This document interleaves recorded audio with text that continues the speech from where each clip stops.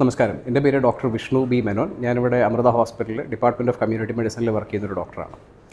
ഇന്ന് ഡിസംബർ 3 ലോക ഭിന്നശേഷി ദിനം, അതായത് international day for persons with disabilities. എല്ലാ വർഷത്തെയും പോലെ ഈ വർഷവും നമുക്കൊരു തീമുണ്ട്, ഒരു പ്രമേയമുണ്ട് അതിൻ്റെ ഇതിൽ. അതായത് സാമൂഹിക പുരോഗതിക്കായി ഭിന്നശേഷി സൗഹൃദ സമൂഹങ്ങളെ വളർത്തുക എന്നുള്ളതാണ്. ലോകമെമ്പാടും 130 കോടിയിലധികം വ്യക്തികളിൽ ഏതെങ്കിലും തരത്തിലുള്ള വൈകല്യങ്ങളുണ്ടെന്നാണ് കണക്കുകൾ കാണിക്കുന്നത്. സാധാരണ ഒരാളെ വെച്ച് അപേക്ഷിച്ച് നോക്കുമ്പോൾ ഇവരിൽ ഡിപ്രഷൻ, ഡയബറ്റിസ്, ആസ്തമ എന്നീ രോഗങ്ങളൊക്കെ ഉണ്ടാകാനുള്ള സാധ്യത ഇരട്ടിയിലാണെന്നും കാണിക്കുന്നുണ്ട്. ആരോഗ്യ പ്രശ്നങ്ങൾ മാത്രമല്ല, മറ്റ് ചില പ്രശ്നങ്ങളും കൂടിയുണ്ട്. അതായത് ജോലി സ്ഥലത്തും സമൂഹത്തിലും അവർ നേരിടുന്ന വിവേചനവും ഒരു പ്രോബ്ലം തന്നെയാണ്. ഓക്കെ, അപ്പോൾ ഇതിനെതിരെ പൊരുതണം എന്നുണ്ടെങ്കിൽ നമ്മളെല്ലാവരും കൂടി ഒത്തൊരുമിച്ചാൽ മാത്രമേ ഈ നേരത്തെ പറഞ്ഞ ഭിന്നശേഷി സൗഹൃദ സമൂഹങ്ങൾ നമുക്ക് വളർത്തിയെടുക്കാൻ പറ്റുള്ളൂ. അപ്പോൾ ഇത് ഞാൻ പറയുമ്പോൾ ചിലപ്പോൾ നിങ്ങൾക്ക് തോന്നിയേക്കാം, ഇതിന് മാത്രം പ്രശ്നം നമുക്ക് ഇവിടെ ഉണ്ടോ? നമ്മൾ ഭിന്നശേഷിക്കാർക്ക് വേണ്ടി റാമ്പ് ഉണ്ടാക്കുന്നു, എസ്കലേറ്റർ ഉണ്ടാക്കുന്നു, ലിഫ്റ്റ് പിടിപ്പിക്കുന്നു. നമ്മൾ റെയിൽവേ സ്റ്റേഷനിലേക്ക് ചെല്ലുമ്പോൾ ഇതെല്ലാം കാണാറുള്ളതാണ് അല്ലേ? നിങ്ങളും എല്ലാവരും കണ്ടു കാണും.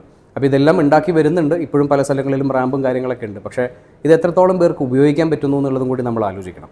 ഇപ്പോൾ നിങ്ങളും കണ്ടു കാണും, റെയിൽവേ സ്റ്റേഷനിലേക്ക് ചെല്ലുമ്പോൾ കാഴ്ചശക്തി കുറഞ്ഞവർക്ക് വേണ്ടിയിട്ട് പ്രത്യേകം രൂപകൽപ്പന ചെയ്തിരിക്കുന്ന പാതയൊക്കെ നമ്മൾ കാണാറുണ്ട്. പക്ഷേ ആ ഒരു തിരക്കിനകത്ത് എത്ര പേർക്ക് ആ റെയിൽവേ സ്റ്റേഷനിൽ കൂടി സുഖമായിട്ട് നടക്കാൻ പറ്റും നമ്മൾ ആലോചിച്ചിട്ടുണ്ടോ? അല്ലെങ്കിൽ നമ്മൾ വഴിയിലും നമ്മൾ കണ്ടു കാണും. ഇപ്പോൾ എറണാകുളത്തൊക്കെ വരികയാണെങ്കിൽ ഇതുപോലെ പ്രത്യേകം രൂപകൽപ്പന ചെയ്തിരിക്കുന്ന റാമ്പും പാതയൊക്കെ നമ്മൾ കാണും. പക്ഷേ അങ്ങോട്ടൊക്കെ ചിലപ്പോൾ ചില വണ്ടികളൊക്കെ പാർക്ക് ചെയ്തിട്ടിരിക്കുന്നത് കാണാം. ചിലപ്പോൾ വല്ല പണി കാരണം ചിലപ്പോൾ അത് പൊട്ടിപ്പൊളിഞ്ഞിരിക്കുന്നതൊക്കെ നമ്മൾ കാണാറാറുണ്ട് ചില സ്ഥലങ്ങളിലെങ്കിലും.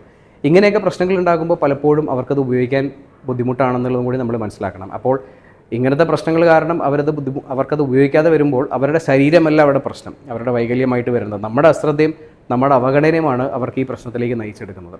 അപ്പോൾ ഞാൻ നേരത്തെ പറഞ്ഞ പോലെ ഒരു ഭിന്നശേഷി സൗഹൃദ സമൂഹം ഉണ്ടാക്കണമെന്നുണ്ടെങ്കിൽ നമ്മുടെ പൗരബോധവും കൂടി കുറച്ച് അതിനകത്ത് ഉൾപ്പെടുത്തേണ്ടതായിട്ടുണ്ട്. അല്ലെങ്കിൽ അത് ശരിയാകില്ല. നേരത്തെ പറഞ്ഞ പോലെ ഈ റെയിൽവേ സ്റ്റേഷനിലും ഈ പറഞ്ഞ ബാങ്കിൽ ATMയിലേക്കൊക്കെ കയറുമ്പോഴും ഇപ്പോൾ പല സ്ഥലങ്ങളിലും റാമ്പും കാര്യങ്ങളൊക്കെ വരുന്നുണ്ട്. പക്ഷെ അത് ഉണ്ടാക്കിയാൽ മാത്രം പോരാ, അത് എത്രത്തോളം പരിപാലിക്കാൻ പറ്റുന്നതും കൂടി നമ്മൾ ആലോചിക്കേണ്ട ഒരു ആവശ്യമുണ്ട്. അപ്പോൾ എല്ലാ വാർഡിലും നമ്മൾ ഈ പറഞ്ഞ പോലെ ഭിന്നശേഷി സൗഹൃദ കാര്യങ്ങളൊക്കെ ഉണ്ടാക്കുമ്പോഴും നമ്മൾ എത്രത്തോളം അതിനെ പരിപാലിക്കുന്നു എന്നുള്ളതും കൂടി നമ്മളൊന്ന് മനസ്സിലാക്കേണ്ട ആവശ്യമുണ്ട്. നമ്മളെല്ലാവരും കൂടി ഒത്തൊരുമിച്ച് നിന്ന് കഴിഞ്ഞാൽ നമ്മുടെ പൗരബോധം കുറച്ചും കൂടി ഒന്ന് ആഞ്ഞ് ചിന്തിച്ച് കഴിഞ്ഞാൽ നമുക്ക് തീർച്ചയായിട്ടും ഈ പറഞ്ഞ പോലെ ഒരു ഭിന്നശേഷി സൗഹൃദ സമൂഹം നമുക്ക് തീർച്ചയായിട്ടും നാളെ ഉണ്ടാക്കിയെടുക്കാവുന്നതാണ്. നന്ദി.